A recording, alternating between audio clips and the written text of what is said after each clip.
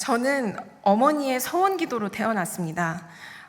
제가 태중에 있을 때부터 의사가 유산이 이미 진행 중이니까 서둘러 수술하는 편이 낫겠습니다 라는 이야기를 들으셨다고 해요. 그러나 어머니는 병원으로 옮겨 다니며 기도를 하셨다고 합니다.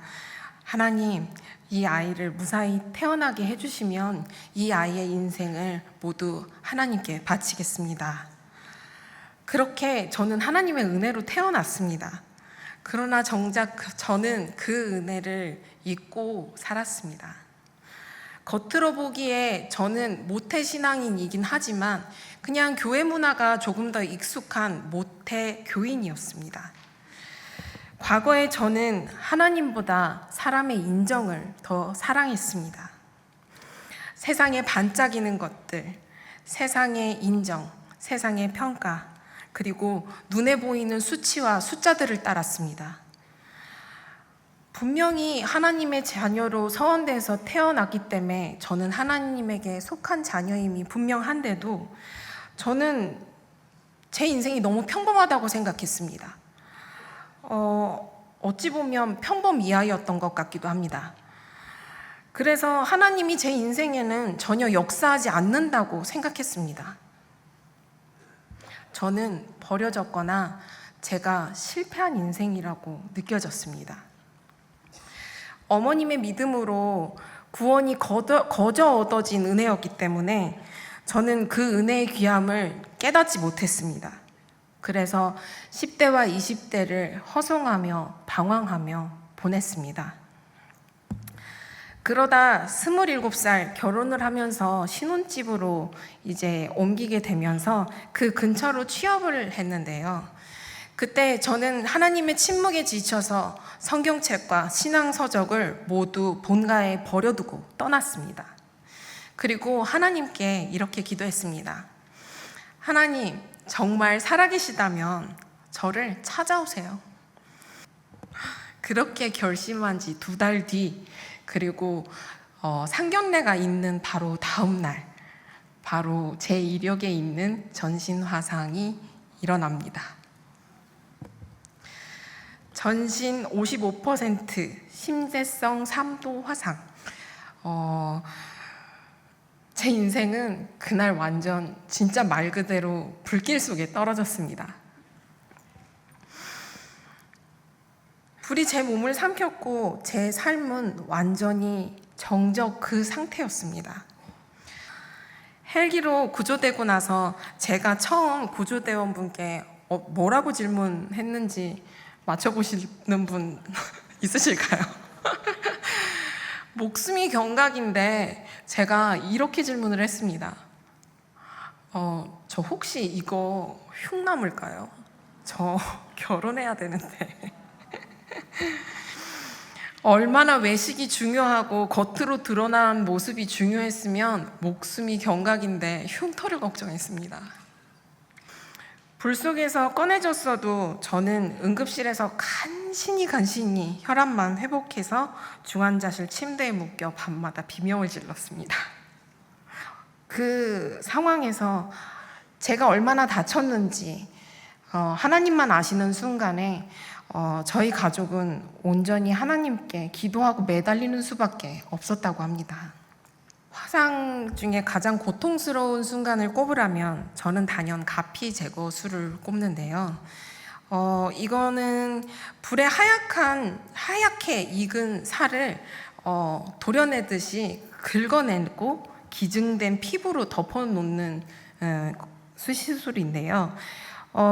타인의 피부, 기증 피부를 덮어놓으면 수분 증발을 막을 수 있어서 일단 덮어놓습니다. 그리고 그 피부는 제 피부가 아닌 거기 때문에 몸에 붙지는 않고 썩을 수 있기 때문에 다시 긁어냅니다. 그리고 다시 새 피부로 덮고 그 피부가 더 엉겨붙기 전에 또 썩기 전에 다시 걷어냅니다. 그 수술이 하루나 이틀 간격으로 진행되는데요. 제가 백혈구 수치가 너무 또 떨어지는 바람에 진통제나 마취제를 쓸 수 없어서 그냥 진행되던 때도 있었습니다. 그럴 때면 저는 의미 없는 타이레놀 성분의 주사 딱 한 대만 맞고, 그리고 맨정신에 가피 제거 수술을 견뎌야 했습니다. 드레싱이 얼마나 두려웠던지 드레싱이 시작되는 그 아침이 오기 전 새벽에 간호사 선생님들께 턱을 덜덜덜 떨면서 부탁드렸습니다. 제발 저를 쓰레기통에 버려주세요. 가족들 모르게 비닐에 담아 조용히 버려주세요. 제발 부탁드립니다. 고통을 하루도 견뎌낼 수 있는 자신이 없었습니다. 그냥 새벽마다 고통에 잠들 수 없어 흐느끼며 울부짖었습니다. 하나님, 제발 저 좀 살려주세요. 아니면 차라리 그냥 제발 죽여주세요. 라고 기도했습니다. 그때 제 마음 깊은 곳에서 하나님의 첫 음성이 들려왔습니다. 교만하지 말라. 그 첫 음성은 심판이 아니라 하나님을 떠나서 사망으로 굴러 떨어지던 저를 가까스로 붙잡으셨던 첫 심폐소생술이었습니다. 스스로 하나님을 자처하며 살던 제 곁에 그토록 서슬퍼렇게 하나님이 살아계셨습니다. 저는 무너져 울었습니다. 맞아요, 하나님. 저는 형편없는 죄인입니다. 그리고 저는 아무것도 아닙니다. 제 모습 제가 가장 잘 안다고 생각했습니다. 그리고 저에게 필요한 것 제가 가장 잘 안다고 생각했습니다. 제가 교만했습니다. 잘못했어요. 착각했습니다. 라고 펑펑 울면서 회개했습니다.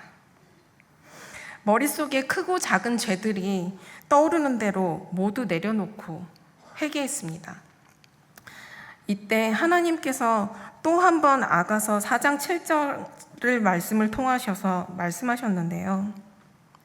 나의 사랑아, 너는 어여쁘고 아무 흠이 없구나.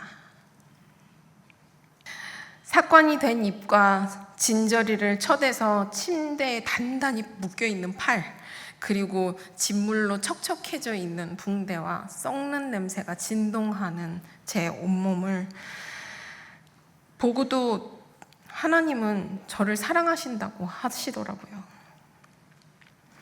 저는 날이 새도록 흐느끼며 울었습니다. 어느 누구도 사랑이라고 할 수 없는 그 순간 하나님은 말씀하셨습니다. 나의 사랑아. 하나님은 그렇게 제 안에 있는 사망을 모두 끝내셨습니다.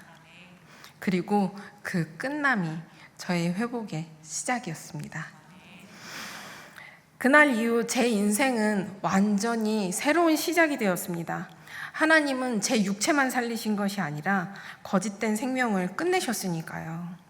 그제서야 느껴지기 시작했습니다. 하나님을 떠났던 제 삶이 왜 그렇게 공허했는지, 제 눈으로 보던 세상이 왜 그렇게 흐릿하고 구부정했는지. 하나님이 생명이셨는데 정작 저는 그 생명을 잊고 살았던 것입니다.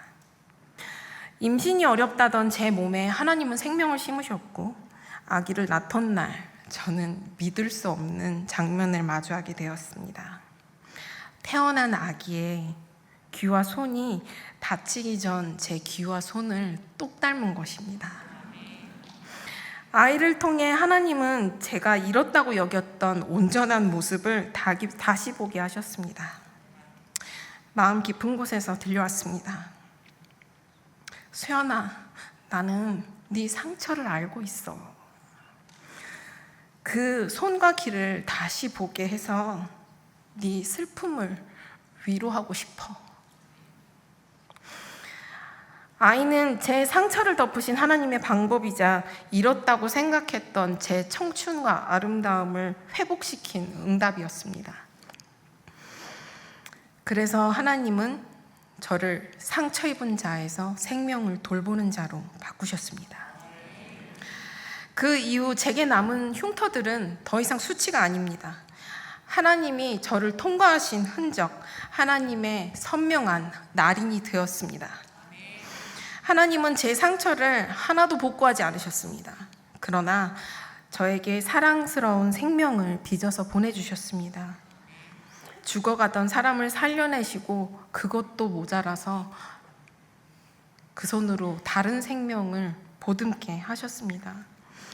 매일 아이의 눈을 볼 때마다 펑펑 눈물이 났습니다. 아, 하나님이 나를 이렇게 바라보셨겠구나. 엄마가 되고 나서야 하나님의 시선이 느껴졌습니다. 이렇게 사랑하셨겠구나 생각하니 너무 마음이 아팠습니다. 하나님의 마음을 너무 늦게 알아버린 통안의 눈물이었던 것 같습니다. 제가 처음에 여러분께 여쭈었던 질문 기억하시죠? 여러분의 인생 속에서도 하나님의 사랑의 흔적을 본 적 있으신가요? 라고 여쭈었는데요. 네, 저는 보았습니다. 불이 제 모든 것을 태웠지만 그 불 속에도 사랑의 흔적을 남기셨고요. 그 흔적이 바로 불에도 타지 않는 생명이며 불에게도 빼앗기지 않는 믿음이며 아무것도 도둑질할 수 없는 사랑입니다. 우리가 끝까지 지켜야 할 것입니다.